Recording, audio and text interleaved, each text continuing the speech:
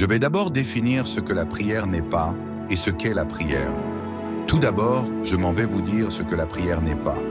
Qui est le simple fait de se réveiller et de dire « Je suis réveillé, merci Seigneur », puis de partir comme ça. Ce n'est pas non plus le fait de se coucher et de réciter des paroles sans comprendre ce que nous disons. Non, non et non. Si vous appréhendez la prière ainsi, permettez-moi de vous dire que vous faites fausse route maintenant. Je vais vous dire ce que la prière est. C'est une communication entre la créature et son créateur.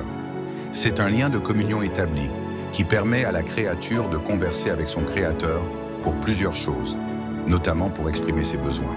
Matthieu 6,6 nous parle de la prière en disant « Mais quand tu pries, entre dans ta chambre, ferme ta porte et prie ton Père qui est là dans le lieu secret.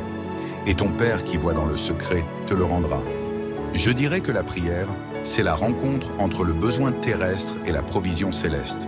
C'est le lieu des incapacités visibles et des capacités invisibles.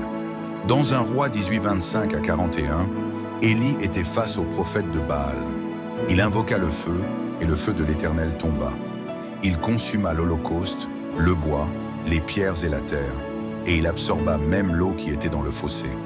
La prière, c'est la rencontre entre ton incapacité physique et la capacité spirituelle. 1 Thessaloniciens 5,17 dit « Priez sans cesse ». Et Éphésiens 6,18 nous exhorte en disant « Faites en tout temps, par l'Esprit, toutes sortes de prières et de supplications.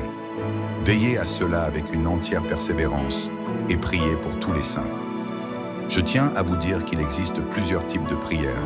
Certainement cela vous étonne, mais c'est vrai. Éphésiens 6,18 nous parle de faire toutes sortes de prières